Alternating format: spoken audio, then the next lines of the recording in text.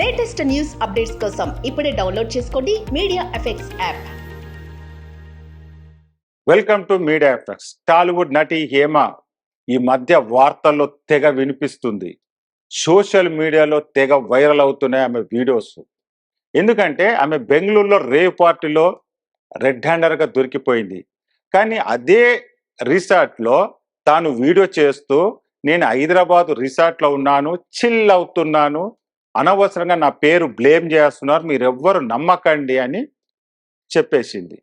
దాని తర్వాత బిర్యానీ చేస్తూ బిర్యానీ వీడియో పెట్టింది ఇన్స్టాగ్రామ్లో. ఏమని, నేను బిర్యానీ చేస్తున్నాను, నేను ఇంట్లోనే ఉన్నాను, నా గురించి తప్పుగా ప్రచారం జరుగుతున్నాయి, మీరు నమ్మొద్దని.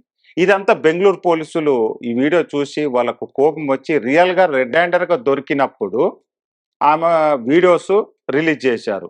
అప్పుడు కానీ తెలియలేదు నిజంగా ఏమో మాట్లాడేదంతా అబద్ధమని.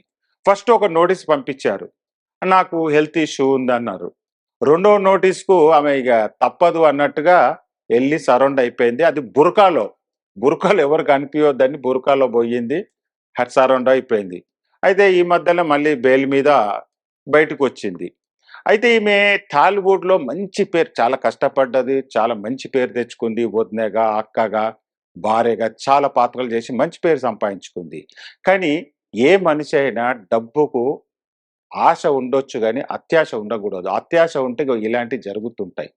అయితే ఆమెది ఇంకొక వీడియో వైరల్ అవుతుంది. అయితే గతంలో ఇంటర్వ్యూలో ఏమో మాట్లాడింది ఏంటంటే, తన సంపాదనకు ఆధారం కేవలం సినిమా మాత్రమే కాదని తెలిపి, హేమ తన ఫ్యామిలీ మొదటి నుంచి రిచ్ అని, మా అమ్మకు నాకు ఒంటి నిండా పెట్టుకోవడానికి నగలు ఉన్నాయని, మా ఊర్లో ఆస్తులు పొలాలు చాలా ఉన్నాయని, సినిమా ఓన్లీ ప్యాషన్ అని, నేను సినిమా మీద ఏం బతకట్లేదని, మాకు సొంత ప్రాపర్టీల మీదే మేము బతుకుతున్నామని, ఈ ఈ వీడియో నేను కొంతమందితోని చీటీలు కూడా వ్యాపారం చేస్తున్నానని, ఇది నా లైఫ్ హ్యాపీగా ఉందని చెప్పుకొచ్చింది.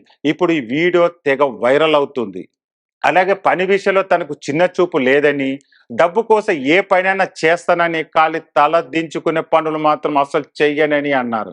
అలాగే ఎంత డబ్బు సంపాదించినా గంజి నీళ్ళు తాగి బతికేస్తా, కారావిడిలో వదిలేసిన దర్జాగా బతుకుతా, నాకు లగ్జరీ లైఫ్ అవసరం లేదని ఏమో చెప్పుకొచ్చింది. అయితే ఈ కామెంట్స్ ఇప్పుడు సోషల్ మీడియాలో వైరల్ అవుతున్నాయి. అంటే ఆమె ఇంటర్వ్యూలో చెప్పింది ఒకటి, చేస్తున్నది ఒకటి.